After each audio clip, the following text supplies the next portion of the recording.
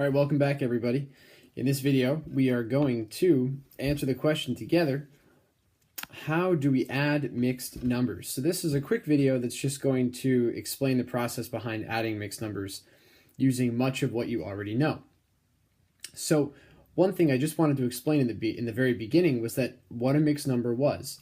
We said a mixed number was simply a whole number, like 2 I have right here, added to a fractional part, like 1/3. And when we take 2 and we add it to 1/3, we get 2 1/3. We also spent a lot of time working on adding fractions with like denominators, where in this case the denominators are both 6, and if you add 1/6 plus 6/6, you simply get 7/6. And we know that 7/6 is a fraction that is greater than 1, and that means that we can convert this fraction into a mixed number. And I know that 7/6, well, I know there's one whole because that's 6/6 is in there. So I know that that is 1. I know that that's 1 and 1/6, okay? And that means I have the whole number 1 and a fractional part of 1/6, and that was my sum.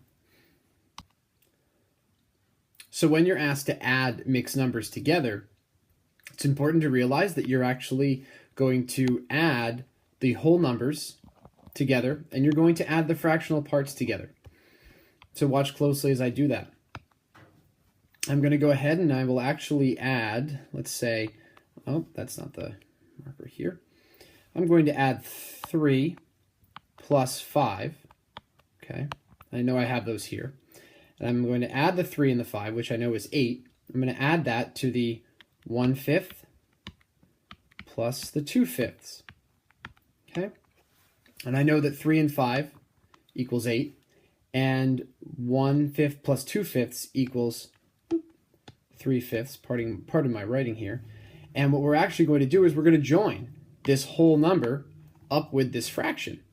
So what my answer is, folks, is 8 and 3/5.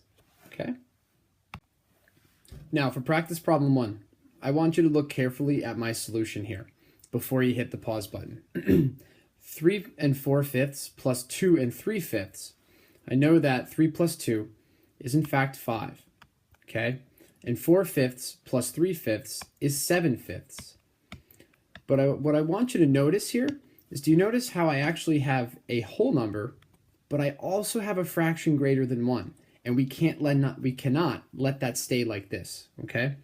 So hit the pause button and try to think about how you could change this into a correct mixed number, okay? Okay, so now that we're back, how did your math thinking change? How did your thought process change? Because 5 7/5 is not something that we can keep and consider a correct answer. So instead, you knew that, if you can see how I did this, I broke it apart, and I know that 3 plus 2 does still give me 5, okay? And that 4/5 plus 3/5, that equals 7/5, okay?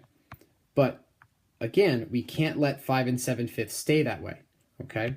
So as a matter of fact, I also know that 7/5 as a mixed number is 1 2/5.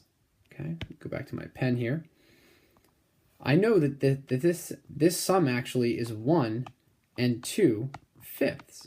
Okay, so what I'm actually doing is I'm actually adding 5 to 1 2/5. Okay, and so that would make my answer up here, if you look up at the top now, 6 2/5.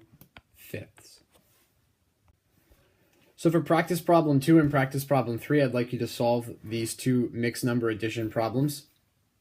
But please keep in mind, the top one will be pretty standard, okay, in terms of adding the whole numbers and the fractional parts.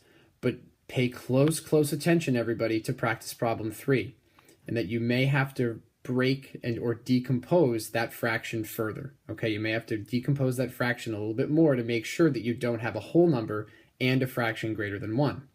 So good luck, have fun, enjoy. And again, in this video, what we explored was how to add mixed numbers.